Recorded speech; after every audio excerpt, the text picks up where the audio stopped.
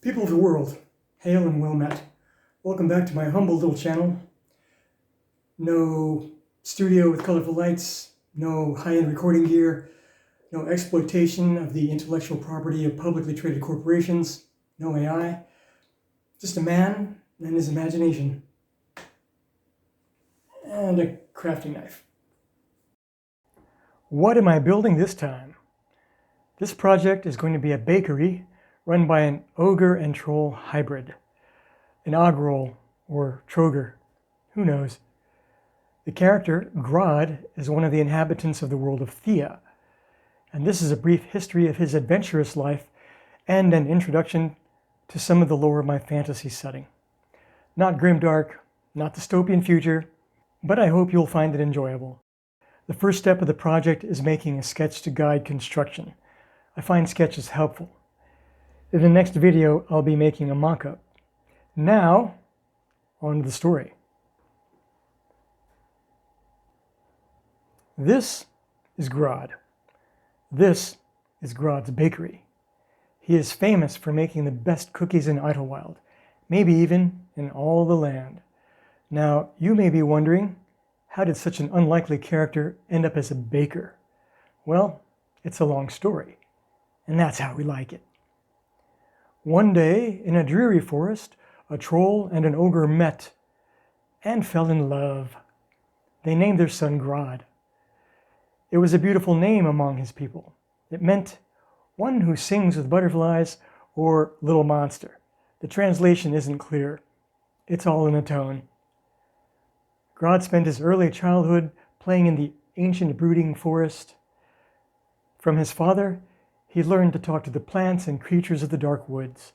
And from his mother, he learned to toss heavy stones a great distance. Stone hurling was a skill that was greatly admired among both his tribes. Even as a youngster, Grod was very good at it. One day, after hurling a particularly large boulder an extraordinary distance, he heard a sad little scream. Being a child of the forest and concerned with all of its inhabitants, he rushed to see what happened. He hoped he hadn't crushed one of his forest friends. Standing around the massive rock he had just thrown were some strange folk. They were unlike any he had seen before.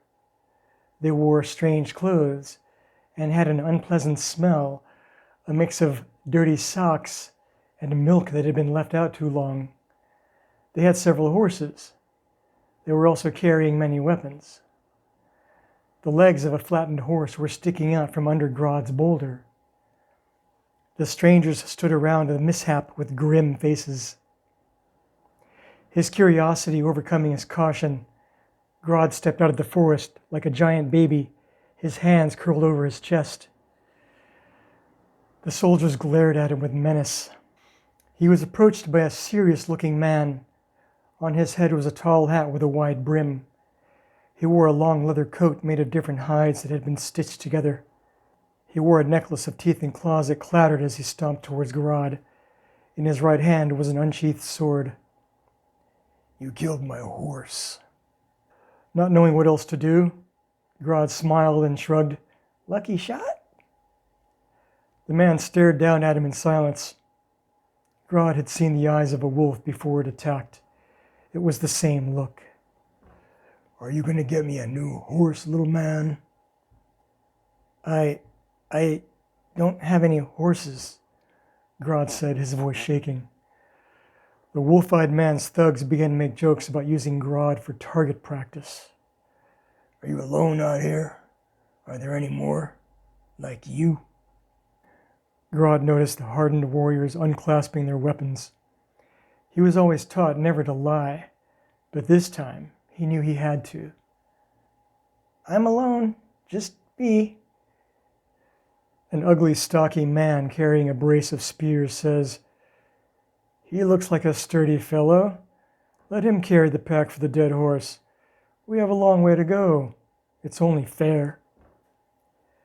Fearing for his family, Grod agrees to take the place of the horse. It was an unfortunate agreement. He would not see his family again for many years. To keep him from running away, the leader of the war band put a shackle on Grod made of an iron that not even Grod's strength could break. For the next several years, Grod served the cruel warband of bloodthirsty witch hunters. Being young, he adapted to the circumstances the way youngsters do. As he grew in size and strength, the leader of the witch hunters began teaching Grod how to fight. Grod found that he liked it. He was good at it, and it was easy. They eventually came to regard Grod as an equal member. After that, he was never hungry. He was allowed to eat as much as he wanted. He grew even more. Smashing through any foes that stood against him, he became the tip of the spear. Grod racked up kills and scars beyond counting. The thrill of the fight was intoxicating. For a time, he forgot the calm woods he grew up in.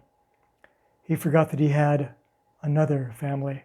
One of the squad members, named Kremp, a small, lean man with spectacles, took a liking to Grod.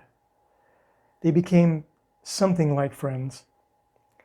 Every evening, Kremp would read by the light of an oil lamp. Curious, Grod asks Kremp why he stares at the thing he holds in his hand each night. "I'm reading," says Kremp. In the downtime between battles, Kremp taught Grod to read, to the amusement of the cynical squad. Through Kremp's books, Grod learns much about the larger world.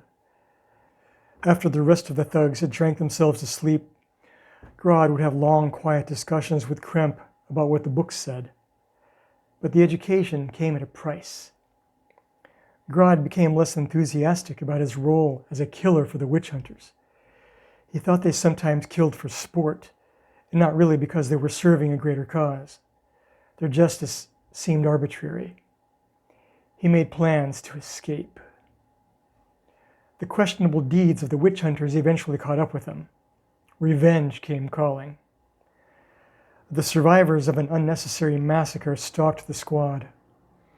After pitching camp one night, they were ambushed. In the confusion and darkness, Grod saw his chance. He fled. The foe gave chase, tracking him for days. They finally cornered him in a box canyon. Though he was trapped, he realized they were keeping their distance. They had him cornered, but they weren't attacking. Grod soon discovered why. At the back of the canyon was a flickering wall of light.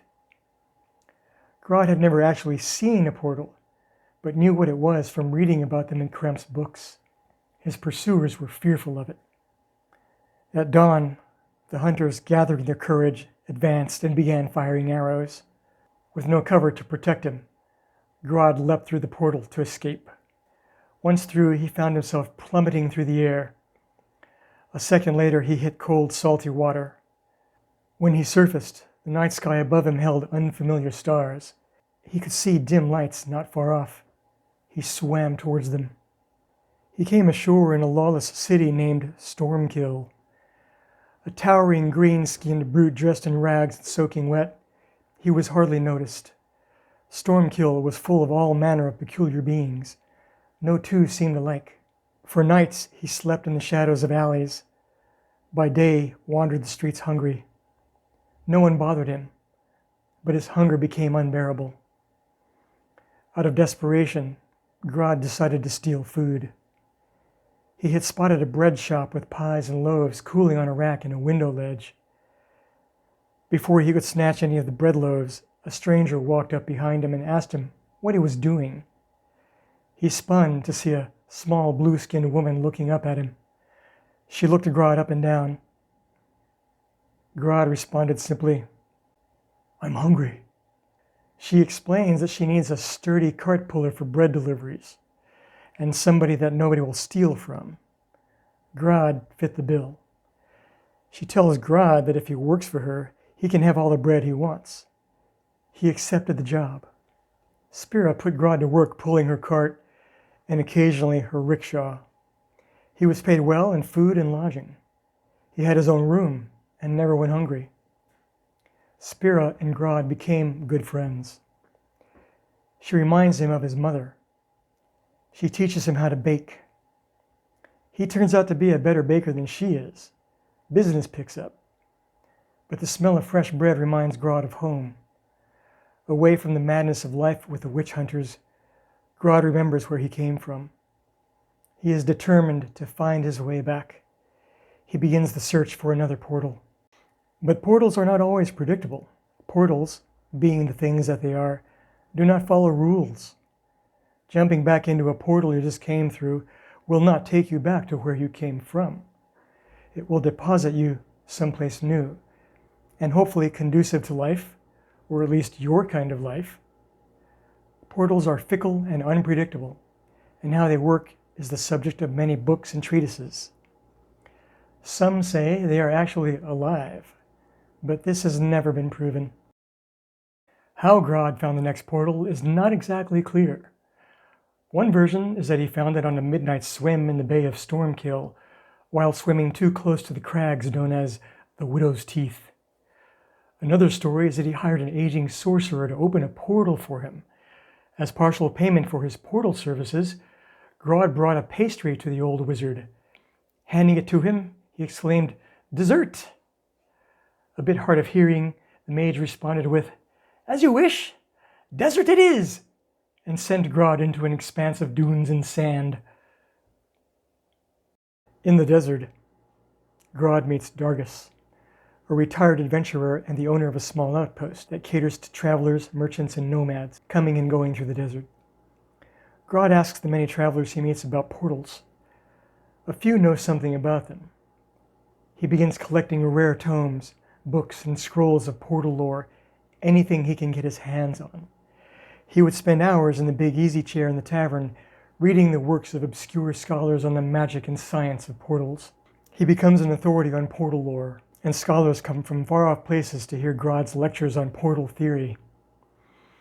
In the early mornings, he would practice boulder tossing, helping Dargus clear the land around the estate. Occasionally, he would accompany merchant caravans through the desert, acting as guide and bodyguard. He became great friends with Dargus. Grod spent many more years living in the desert outpost. But, as is the way with portals, one materialized unexpectedly in a nearby cliffside. Perhaps it knew that Grod needed to get back home and took pity on him. The phenomenon would last only a few hours at most before evaporating. Hurriedly gathering his books, he bid Dargus farewell. Dargus says he will be missed and wishes him luck. Desperately wanting to get home, Grod leaps through. 1 second, he is in the heat of the savannah. The next, he is skidding across cool, mossy ground, his bag of books spilling out over the loam. Grod sees a familiar boulder. It is surrounded by tall weeds and covered with flowering ivy. The trees greet him by name and ask him where he has been. After reuniting with his family, Grod opened a bakery in the nearby village of Idylwilde. He travels back and forth between the stone hut of his kin and the town, occasionally taking the time to stack rocks.